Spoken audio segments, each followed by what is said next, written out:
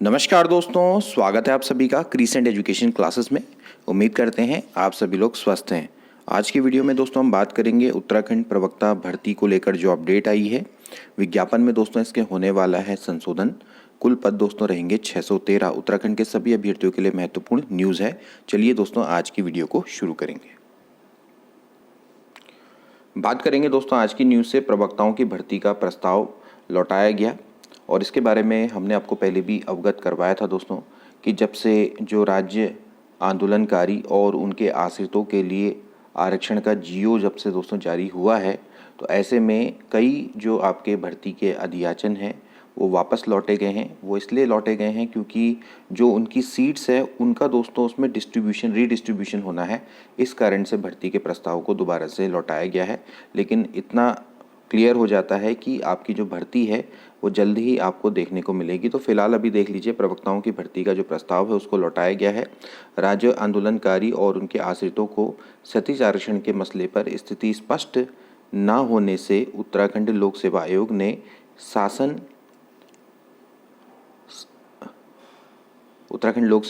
शासन को 613 पदों पर भर्ती के लिए प्रस्ताव को फिलहाल लौटा दिया है। शासन ने प्रवक्ता सामान्य शाखा के लिए 550 पद और महिला शाखा के लिए 63 पदों पर भर्ती का प्रस्ताव भेजा था। तो आयोग के सचिव गिरधारी सिंह रावत ने शासन को लौटाए गए प्रस्ताव में कहा है कि भर्ती के लिए नया संशोधित प्रस्ताव भेजा जाए। तो इसका मतलब ये है कि अभी विज्ञापन में दोस्तों आपका संशोधन होने वाला है। शिक्षा विभाग में आप देख सकते हैं प्रवक्ताओं के 3699 पद इस समय पर खाली चल रहे हैं। खासकर पर्वतीय जिलों के विद्यालयों में शिक्षकों की कमी बनी है।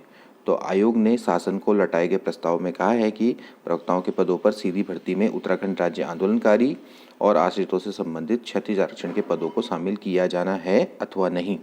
तो ऑब्वियसली बात है, क्योंकि दोस्तों इसका जीओ जारी हो चुका है, तो अब क्षतिज आरक्षण के तहत हॉरिजेंटल रिजर्वेशन में भी दोस्तों इनके पदों को रखा जाएगा। तो ये फिर रीडिस्ट्रीब्यूशन होना ही था।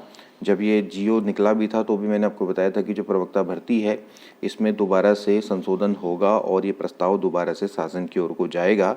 लेकिन इसमें चिंता करने वाली बात नहीं है। इसमें ये प्रस्ताव जल्दी ही संशोधित होकर शासन के द्वारा वापस भेज दिया जाएगा यूकेपीएससी को और भर्ती निकलेगी। अदरवाइज़ अगर ये जीओ नहीं हुआ होता राज्य आंदोलनकारी और उनके आश्रितों का, तो अभी तक आपको प्रवक्ता भर्ती देखने को मिल जाती, वो निकल भी जाती। लेकिन फिर भी अभी यूकेपीएससी के द्वारा कैलेंडर में तो बता ही दिया गया है कि जो स्क्रीनिंग एग्ज़ाम है वो है अप्रैल 2025 में। तो अभी काफ़ी समय है, तो अभी भर्ती निकलेगी, उसके बाद भी काफ़ी समय रहेगा स्क्रीनिंग एग्ज़ाम के लिए। तो आप अभी से दोस्तों प्रिपरेशन कर सकते हैं। लेकिन स्क्रीनिंग का जो सिलेबस है वो दोस्तों काफ़ी वास्ट है, तो उसको आपको क्लियर करने में थोड़ा समय लग जाएगा। तो यहाँ पर आप देख सकते हैं कि आंदोलनकारी और आश्रितों से संबंधित क्षतिज आरक्षण के पदों को शामिल किया जाना तो नहीं, इन पदों का विषयवार विवरण मुहैया कराया जाए, इसके लिए दोस्तों बोला गया। तो राज्य आंदोलनकारी के आरक्षण के इस बारे में स्थिति स्पष्ट की जाए, ये दोस्तों बोला है। ठीक है, तो अभी आप देख सकते हैं कि यहाँ पर विभाग में दोस्तों आपके 3699 प्रवक्ताओं के पद खाली हैं, लेकिन 613 पदों पर ही अभी फ़िलहाल अधियाचन भेजा गया है। तो सामान्य शाखा के प्रवक्ताओं के 11,170 पद स्वीकृत हैं, जबकि महिला शाखा के 1339 हैं, जिनमें सामान्य शाखा के प्रवक्ताओं के 3,319 पद हैं और महिला शाखा के 380 प्रवक्ताओं के पद खाली हैं।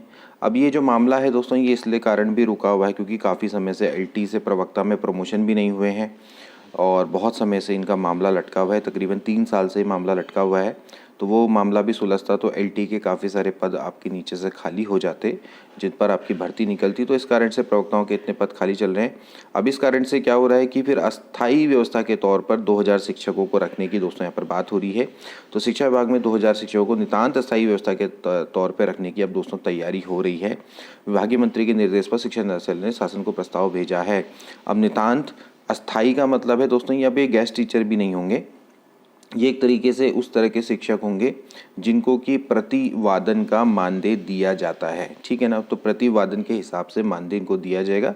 जैसे कि केंद्रीय विद्यालय में या फिर नवोदय विद्यालय में दोस्तों नितांत अस्थायी तौर पे शिक्षक रखे जाते हैं, तो ये पीरियड के हिसाब से इनको मिलता है। जैसे गेस्ट टीचर है, गेस्ट टीचर तो एक तरह से आपके ये भी अस्थायी हैं, लेकिन इनको महीनेवार का मानदेय दिया जाता है। लेकिन ये जो 2000 अस्थायी शिक्षक जो दोस्तों रखे जाएंगे, ये बेसिकली इनको क्या होगा कि पीरियड के हिसाब से इनको मानदेय मिलेगा और ये नितांत अस्थायी होंगे, यानी कि इनको हर ईयर चेंज किया जाएगा। इस तरह की जैसे प्रोसेस होती है, जैसे केवीएस में चलती है, एनवीएस में चलती है कि हर साल फिर क्या होते हैं, दोबारा से इंटरव्यू होते हैं, फिर नितांत स्थायी व्यवस्था पे टीचर्स रखे जाते हैं। यानी कि अगर कोई एक टीचर है, मान लेते हैं कॉन्ट्रैक्ट बेस पे अगर लग गया मान लेते हैं, तो होगा क्या कि वो अगले साल फिर उसका कॉन्ट्रैक्ट ख़त्म हो जाएगा, तो फिर उसके बाद दोबारा से वो एक स्क्रीनिंग टेस्ट होता है या बेसिकली एक इंटरव्यू टेस्ट होता है, उस पर वो बैठेगा, फिर उस पर वो सेलेक्ट होगा, तो फिर दोबारा उसको रखा जाएगा, अदरवाइज़ नहीं रखा जाएगा।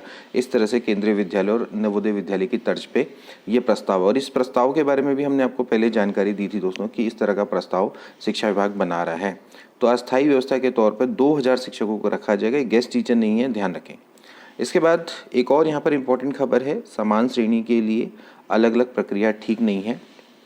अब देखिए यहाँ पर उत्तराखंड लोक सेवक ने कहा है कि शिक्षक भर्ती के लिए समान श्रेणी के पदों पर अलग अलग प्रक्रिया से भरा जाना विधिक रूप से ठीक नहीं है। शासन ने 8 अगस्त 2024 को भर्ती के लिए संशोधित प्रस्ताव भेजा था, जिसमें दिव्यांगजन के पदों को श्रेणीवार विभाजित किया, जबकि संशोधित प्रस्ताव में दिव्यांगजन के 22 और महिला शाखा में दिव्यांगजन के 2 पदों को क्षैतिज आरक्षण के तहत दर्शाए गए हैं। तो इस तरह से दोस्तों इन्होंने यहाँ पर ये बोला है कि समान श्रेणी के लिए अलग अलग से प्रक्रिया यहाँ पर ठीक नहीं है। तो यूकेपीएससी का मानना है कि जो शासन है, शासन के द्वारा जो प्रस्ताव अभी फ़िलहाल भेजा गया है वो सही नहीं है, क्योंकि जो समान श्रेणी है, जैसे दोनों के दोनों आपके हॉरिजेंटल रिजर्वेशन में आते हैं। तो था क्या कि जो 8 अगस्त 2024 को संशोधित प्रस्ताव भेजा गया था, उसमें दिव्यांगजन पदों का श्रेणीवार विभाजित किया गया है, और संशोधित प्रस्ताव में यह है कि दिव्यांगजन के 22 और महिला शाखा में दिव्यांगजन के 2 पद क्षैतिज आरक्षण के तहत दर्शाए गए हैं। यानी कि श्रेणीवार भी समान श्रेणी के लिए भी अलग अलग प्रक्रिया यहाँ पर अपनाई गई है। तो इसलिए इन्होंने बोला है कि ये ठीक नहीं है, तो इसलिए इस प्रस्ताव को भी थोड़ा सा लौटाया गया है। तो अभी आप दोस्तों देख सकते हैं कि प्रवक्ता भर्ती के लिए थोड़ा सा भी इंतज़ार करना आपको पड़ सकता है, लेकिन ध्यान रहे दोस्तों कि प्रवक्ता भर्ती का नोटिफिकेशन जब भी आए, एग्ज़ाम दोस्तों ये वैसे ही कंडक्ट करवा देंगे जैसे कि उत्तराखंड एलटी का एग्ज़ाम कंडक्ट हुआ। कई लोग नोटिफिकेशन का ही वेट करते रह गए, एंड देन उसके बाद उन्होंने प्रिपरेशन करनी स्टार्ट करी, एंड देन आप देख सकते हैं दोस्तों कि कई बार कैसा हुआ उस समय पर दोस्तों कि जून में आपका एग्ज़ाम कंडक्ट करवाने को आ गया था यूकेट्रिपलएससी। तो ऐसा ही दोस्तों होता है, यही दोस्तों ये समय होता है। अभी जो हमें समय आप सोच रहे हैं रिलैक्स कर रहे हैं, मैंने देखा है ज़्यादातर लोगों का कि अभी वे लोग ज़्यादातर रिलैक्स मूड में हैं, और कई लोग क्या कर रहे हैं कि उन्होंने पढ़ाई अभी छोड़ दी है, फिलहाल जब वो प्रवक्ता स्क्रीनिंग के फॉर्म आने का वेट कर रहे हैं, फिर उसके बाद वो पढ़ाई करना स्टार्ट करेंगे, एंड देन उसके बाद फिर क्या होगा, फिर वही सेम रिजल्ट जो कि पहले होता है, ठीक है, या फिर एकदम से एग्ज़ाम की डेट आ जाएगी, फिर कहेंगे एग्ज़ाम को पीछे करो, 2 महीने और करो, 3 महीने और चाहिए। तो ऐसे नहीं चलता दोस्तों, यही समय होता है जो इस समय पर गुजर रहा है, यही आप समय मान के चलिए कि एग्ज़ाम के फॉर्म आ चुके हैं और आपको एक फ़िक्स डेट मिल चुकी है अप्रैल 2025। तो आपने उसके हिसाब से प्रिपरेशन करनी शुरू कर देनी चाहिए। कल को यूकेपीएससी एकदम से फॉर्म निकालेगा, उसके बाद 2 महीने में स्क्रीनिंग की डेट घोषित कर देगा, तो फिर आपका राइट नहीं बनता है दोस्तों कि आप दोबारा से कहें कि हमें दोबारा से समय दीजिए, और समय दीजिए, थोड़ा और समय दीजिए। और फिर कई जो लोग होते हैं वो हमसे भी अपील करते हैं कि सर आप भी कहिए, आप भी अपनी वीडियो के माध्यम से लोगों को संदेश पहुंचाइए। तो इस बार तो मैं यही कहूँगा कि अगर आपका सिलेबस पहले से फिक्स्ड है, सब कुछ फिक्स है, तो अब तैयारी आपके हाथ में है और अभी से करना है। इसके बाद कोई एक्सक्यूज़ नहीं चलेगा, और ना ही हम इस चीज़ को कभी सपोर्ट करेंगे, क्योंकि हमें भी काफ़ी इस चीज़ के बारे में क्रिटिसाइज़ सुनना पड़ता है, क्रिटिसिज्म सुनना पड़ता है।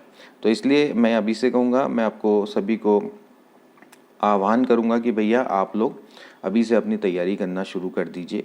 एग्ज़ाम कोई सा भी हो, आपकी तैयारी पहले से ही होनी चाहिए। देखिए कई लोग हैं आईएएस की प्रिपरेशन करते हैं, पीसीएस की प्रिपरेशन करते हैं, वे ये नहीं जानते कि कब फॉर्म आएंगे। उनको पता है कि फॉर्म 2 साल बाद आएगा, 3 साल बाद आएगा, लेकिन तैयारी करनी ऐसी होती है। देखिए स्टूडेंट लाइफ है, तो अगर आप चाह रहे हैं कि आपकी सरकारी नौकरी लग जाए, गवर्नमेंट जॉब लग जाए, तो आप ये 2-3 महीने की तैयारी में नहीं होगा, ये आपको करनी पड़ेगी, लगातार आपको प्रिपरेशन करनी पड़ेगी। अभी से बैठ के आपको सोचना पड़ेगा, फोकस बनाना पड़ेगा, टाइम टेबल बनाना पड़ेगा, उसके अकॉर्डिंग आपको करनी पड़ेगी तैयारी।